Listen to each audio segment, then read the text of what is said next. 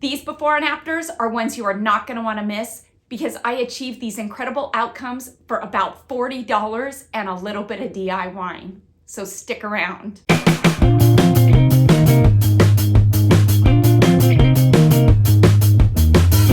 everybody, welcome back to Kelly Barlow Creations. If you're new to my channel and you're stopping by for the first time, thank you for stopping by. Welcome to my channel. Stick around a while by clicking that red button for more crafting on a budget, more everything on a budget videos to come. And if you click it again when the bell appears, YouTube should notify you every time I upload a new video, depending on the option that you choose. Yes, in the drop-down menu of the bell. If you're interested in following me on social media, you can find those links, you guessed it, in the description box below. What have I got going on for you for today? Over the past few months, I'd say I've been doing a lot of DIY home improvements here in my house, and I brought you a few of them. My goal behind doing that is one, just to kind of get away from the Dollar Tree DIYs for a minute. I think it's fun to show you how to do other DIYing other than Dollar Tree home decor DIYing, and to inspire you and show you how easily you can DIY and do home improvements on your own without contracting out for it. I personally really enjoy doing the home improvements myself because one, I'm doing it myself and I'm saving money, and two, I'm challenging myself and I'm stepping out of my comfort zone, doing things that I've never really done before. So I'm actually learning new, trades. And that's something that I've really been doing a lot of lately, is challenging myself. I will tell you now that I feel like I could drywall just about a whole house after repairing my closet and my bathroom from the plumbing leaks that I had. And I tell you, it was trial and error, but by the end, boy, did I patch those holes, and I patched them perfectly. So much so that I went back and cut out the old hole and redid it again because it was trial and error, and through my experiences, I learned, and so I'm really enjoying it. Today, I'm gonna take you out into my yard again. I am not doing yard work, but I am doing DIYing. I'm gonna show you what I do to my curbing, what I do to my barbecue, and what I did with my fencing. And these were all DIYs that I did solely by myself, and I did it all for the bargain price of $40, minus the fence.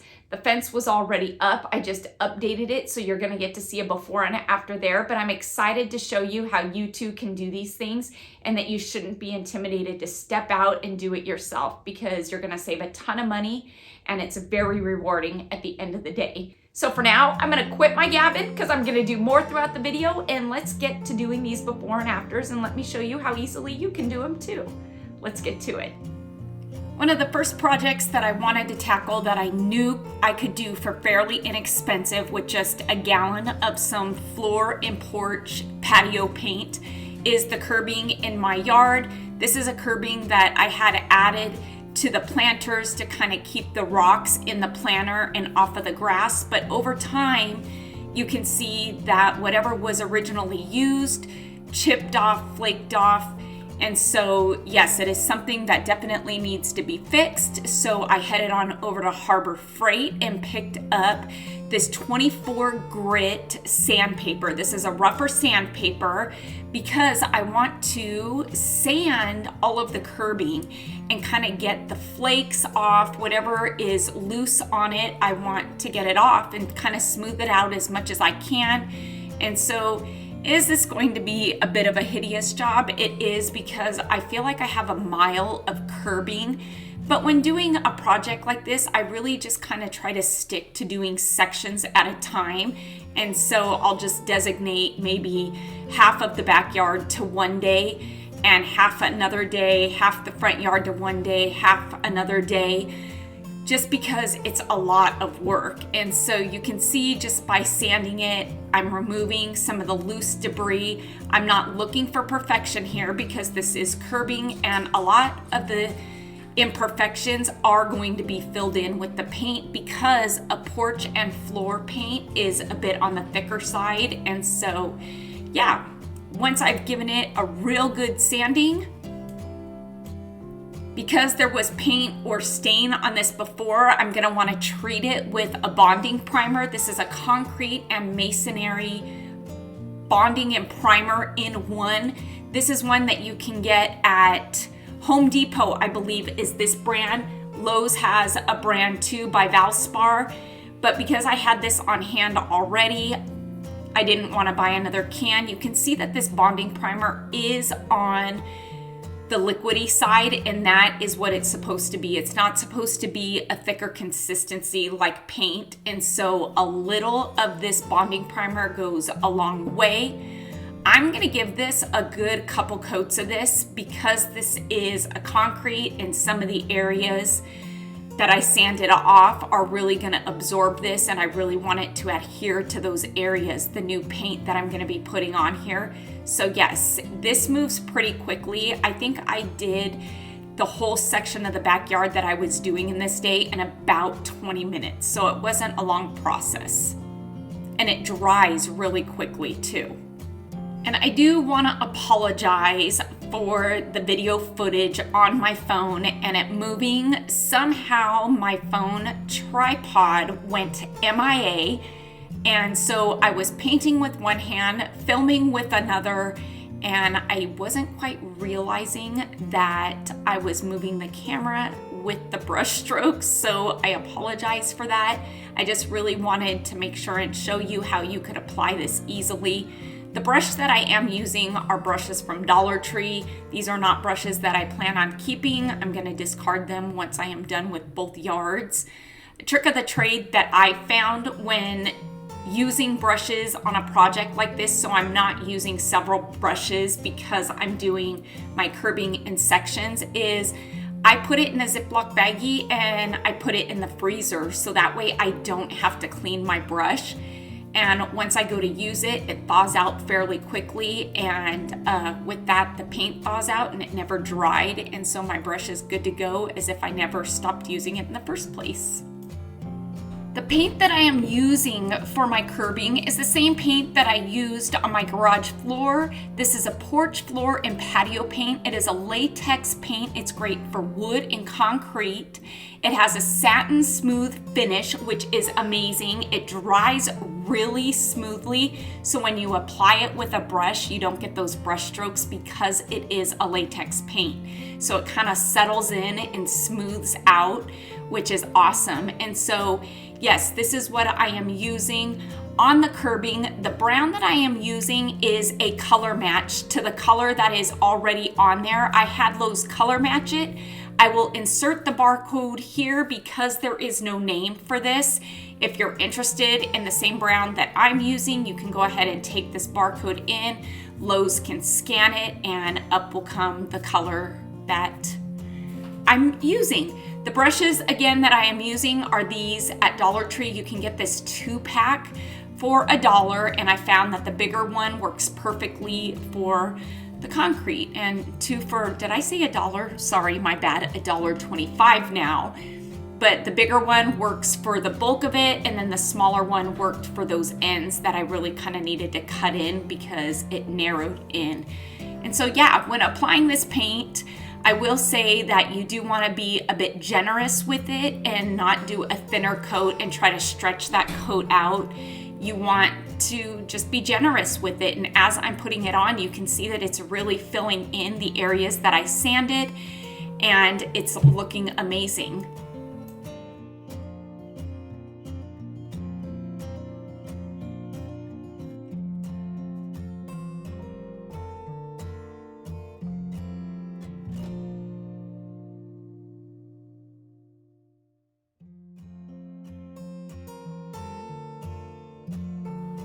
For this project, I picked up only 2 gallons of the paint because I knew with that barcode I could get more if I needed it.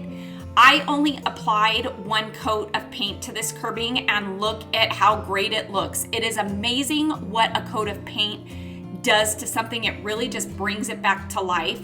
I will say on those areas that the paint was missing and I sanded it real well, I did go over them a second time, but I couldn't be happier with the way this looks. Here is the before, here is after. 1 gallon of paint cost $25, and I didn't even use a full can yet. As I was down there, I saw my yard lights. Look at how weathered they look. They have seen their day. It was probably time for new ones, but they were good and sturdy, so I decided just to wipe them down real quick and slap on a coat of this paint as well, and look at how amazing they look. I couldn't be happier. Some of the other areas in the backyard that I did go over was the bench seating around my fireplace.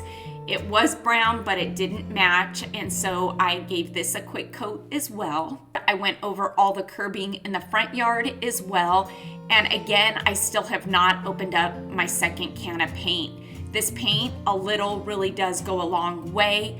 I decided to paint this step going into my courtyard. Next project is the stamped concrete, but for now, yeah, I just wanted to add a bit of an accent piece there.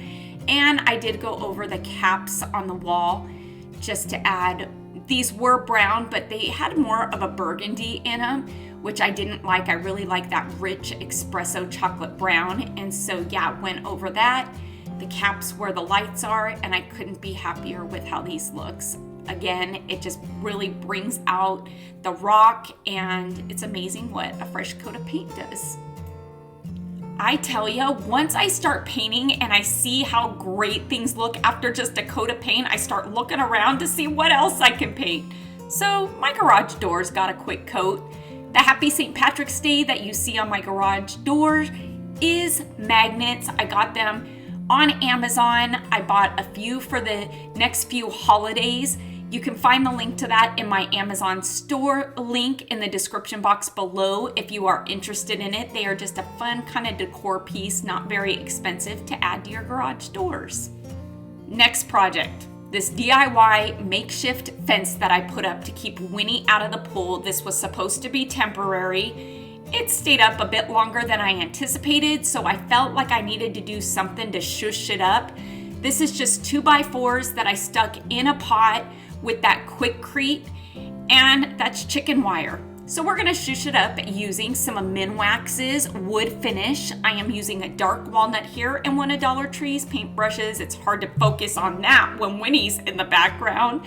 That can is about $5 at Walmart. It was not big enough for this, but again, it was a can that I had in my stash, so I wanted to see how far I was gonna get. And so I figured, you know what, I'm gonna just darken up this wood, rustic it up a bit, and maybe the wood won't stand out so much. It won't make it look so, I guess, cheap, if you will. And it does look like that. But again, when I put this fence up, I was doing it with the intent of just keeping Winnie out of the area of the pool, and it really has just turned into that, and keeping her confined and the dog poop confined to this side of the yard. And so I'm actually growing to like it. It cost me under $100 to do, and I will tell you the most expensive part was the small plastic pots that I put the 2x4s in. I believe they were $6 a piece, which now, after doing this update of this, I'm kind of cringing. I should have gone to Dollar Tree, and I don't know why I didn't. I just got these barrel looking pots. I didn't want anything real big at Lowe's, and again, they were $6 a piece. I think I bought maybe 4 8-foot 2x4s and cut them into 3s, because these, I want to say, are 3 feet tall, the 2x4s. And I bought 2 bags of the Quickcrete that you just kind of pour into something, add water and stir, and it turns into concrete. And so once I filled each of the pots with that Quickcrete, added the water, I went ahead and stuck my 2x4s in there, let it dry overnight. It's one of those concretes that dries really quickly. And I bought a single roll of chicken wire, and I want to say I spent $25 on the roll, and 1 roll was enough. It went the full width of my yard. I don't know what the footage is on it. I want to say it's probably 100 feet is what the roll was, and for $25-30 you can't beat that. And I just stapled it to the 2x4s, cut the wire out around the bottom of the pots just so it would stand nicely, and I got the job done for under $100. When I was looking at pet gates, it was about $80 or $90 for one, I guess, pet gate, and that was only gonna give me like 3 or 4 feet. It wasn't very much. And I was gonna need, I wanna say, like 6 pet gates, and it was gonna end up costing me over $500 to do it, and that just wasn't something I wanted to do. And not only that, but it wasn't tall enough. The taller ones were even more expensive. And so I just kind of went to Lowe's, walked around, and was trying to look at things to see what I could do to make my own fence, and this is what I came up with. I wouldn't say it's the worst thing. It kind of was an eyesore the way it was, but I dealt with it. But now I'm gonna make it not so much an eyesore. Yeah, with a little bit of DIY. And I wanna say that for this update of this fence, I wanna say I put about another $25 into it, because I bought new pots that I will show you here in a second, and I bought some fake flowers. And I did end up needing to buy another small can of the dark walnut stain. And these here are the pots that I found at Dollar Tree. Would you look at the print on this and the color? I love everything about this. The size, the color, the imprint. I love that it is a thicker quality plastic, which is going to make it perfect for my fence. These pots here with the cement in them are gonna fit perfectly right inside. Look at that. Saving money, so I don't need to re-pour concrete and 2x4s. They're gonna fit nicely right inside. And now I have just shushed up my pots with these adorable Dollar Tree ones, which makes me cringe even more that I spent $6 a pot on those brown ones, and I am loving these gray ones more for $1.25. Oh well, live and learn. I am making it better. Now to these pots, I did pick up a bag of topsoil from Walmart. This is $1.97. It's gonna be the perfect filler for these pots to cover up that concrete. And yes, Winnie just wants to play. I just love her so much. She just follows me around while I'm doing my DIYs and keeps me company. Yeah, so yeah, like I said, I'm just gonna go ahead and use this to fill up these pots and cover up that concrete. Walmart has amazing spring flowers, the baby's breath and the lavender, 97 cents a bunch. You can't beat that. That's cheaper than Dollar Tree. And so I cut down the stems just a bit and stuck them into the soil and thought that these would be perfect flowers for each of the pots. I picked up, I want to say, 16 bunches of the lavender and 8 bunches of the baby's breath. Not only am I cleaning up my overspill of the soil here, but I did go and wet the soil that I put in the pots, because topsoil tends to harden when it dries after it's been wet. I thought that it would be perfect if I just kind of wet it once I got my fake flowers in there, and it would harden up around my flowers, keeping them in there. And it did just that. I couldn't be happier with the way these turned out. I know that this is a makeshift fence, but again, keep in mind, I didn't want anything permanent. I didn't want anything bolted into the ground. And so these are going to do exactly what I need them to do. And now it's not such an eyesore. And these pots are there, and they are strategically placed so my makeshift fence doesn't blow over, and it actually works. And so I decided just to plant some new flowers in them.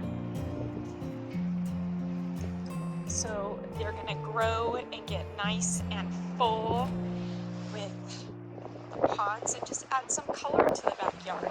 So this here, it's so horrible, I know, but I had to put this here because Winnie, you can see that the gate is all bent, was learning to jump over it, and it was caving in the middle there. So once I stapled the 2x4 to it, she stopped and can't. Yeah, this one I am painting. I wanted to see if I could stain it, if it would bring it back to life again, and it did, but I ran out of stain, so to be continued. But I love the look of that. I didn't want to paint these, but I didn't want to throw them away either, and they're very weathered, and so by adding some of that walnut stain, it looks amazing, and it looks like real wood. So all of these are going to get a coating and they'll all look like that, nice and new again. Now I know stain is not meant for plastic, but I am Kelly Barlow. I'm a DIYer. I think out of the box. I use things that aren't intended for their original use all the time. And this is just one example of it. It dried, it didn't dry sticky. Is it gonna flake off in a year? I don't know. But for now, it's gonna bring these pots back to life, and that's all I can ask for. Baby steps. Hi, Fred. Minnie. Hi, baby. I've never had flowers in the backyard before, and so I'm super excited. And it's nothing fancy, but this is just kind of how we keep it closed, and we can open and close it here so we can have access to the back there. Nothing fancy. It's not forever. Just until this summer when this little Winnie learns where the shallow end is and how to get out of the pool. Because she swims to the deep end and doesn't know how to get out of the shallow end, and that's why this is up, because it just scares the crapola out of me, and she gets tired and just stops paddling, and then she sinks, and then we've had to jump in and get her. And so yeah, when she's out here I get worried that she's gonna jump in the pool because she loves the water so much. So this is up, and she really doesn't try to get over it except for down there. She was trying to, but since I fixed it, she hasn't. Haha, I won Winnie.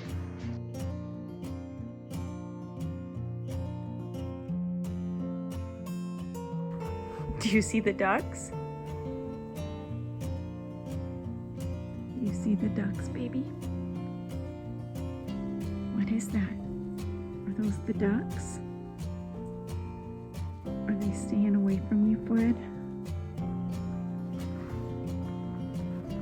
You're such a good girl when you look at. There's the ducks. There they are. And there's Winnie just staring at them. You're such a good girl, Winnie. The last project in my backyard that I wanted to conquer was the outdoor barbecue. This barbecue sadly had not been utilized in over 5 years, and so it was filthy. Underneath it was filthy. The drawers were filled with mossy swamp water. There was a coating of dirt everywhere. The grill was filthy. And so I gave it a good cleaning, and after I cleaned it, I was realizing how much I really disliked the terracotta tiles on the top and how they never matched this rock. I'm not sure why the two were put together, but it was always something that I disliked and I wanted to change and never felt like I could change it.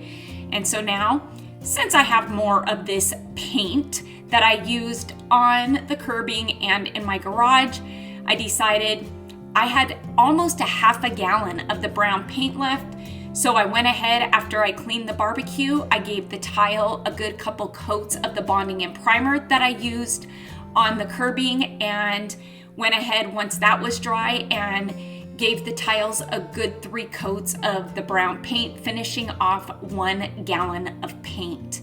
Am I worried about it coming up off the tile? I'm not. If it's good enough for the ground that we walk on outdoors, then it's most definitely good enough for the tile. And here are a few before and afters. I think that there's a huge difference.